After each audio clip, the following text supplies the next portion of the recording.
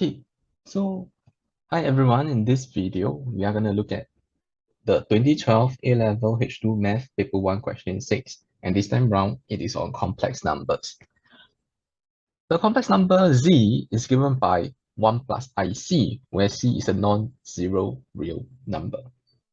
So in the first part, we are supposed to find Z cubed, 2 marks.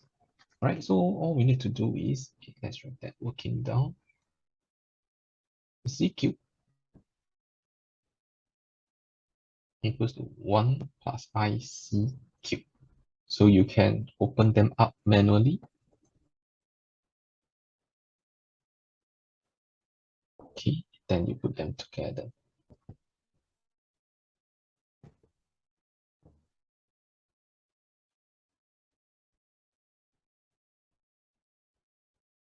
So this part, nothing much. You are simply opening up the brackets, okay, and putting the common terms together.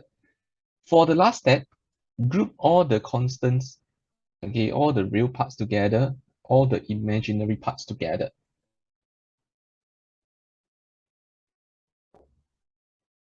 Okay, then there you have it. That's part 1. Some of you might want to use binomial expansion for part 1. It is okay, but because this time around the power is just 3, I don't think it is very necessary to do that, but you can if you want to. Okay. Part 2, given that Z cubed is real. Now, when the question tells you that a complex number is real, they are indirectly telling you that the imaginary part is 0. So 3c minus c cubed, the imaginary part, is actually 0. Then we try to solve for the c. And as usual, before solving, always try to factorize first. So c is 0, or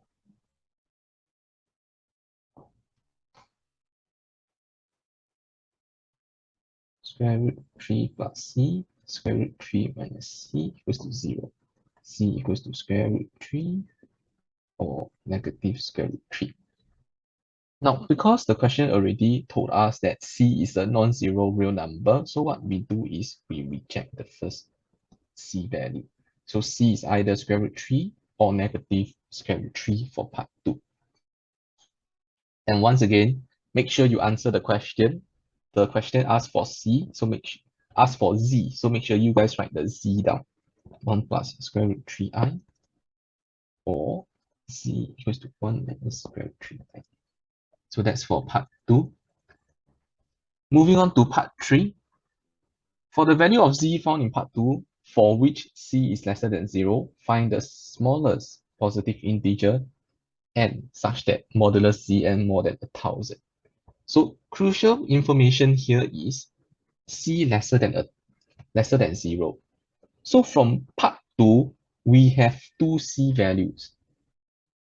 The question wants you to reject one of them away. So they tell you c must be lesser than 0. Therefore, the z that we are using for part 3 is z equals to 1 minus square root 3i. We are using the z with a negative c value. Okay. Modulus of z is square root 1 square plus square root 3 square, which will give us 2 units. Modulus zn more than 1000, you can rewrite zn as modulus z, the whole thing power n. And from the previous step, we know that modulus z is 2 units, so 2n more than 1000. And whenever unknowns are in the power, you want to solve for them, you can use logarithm to bring down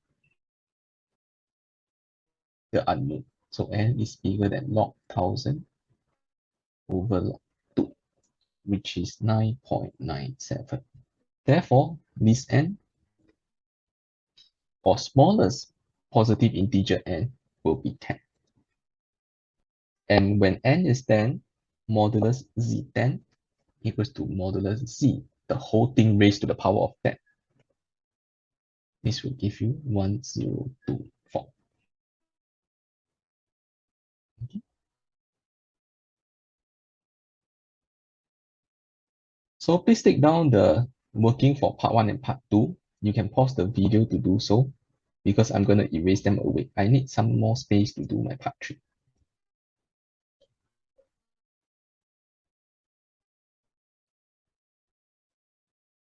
Okay, let's continue with the last part.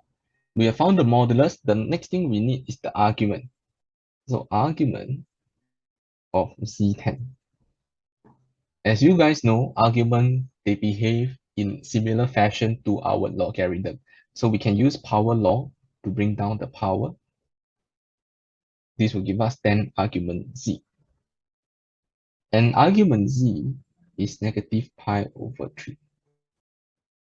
For those of you who are wondering where I got this negative pi over 3, the complex number on the Argand diagram is over here. All right. The real part is 1, imaginary part is negative square root 3.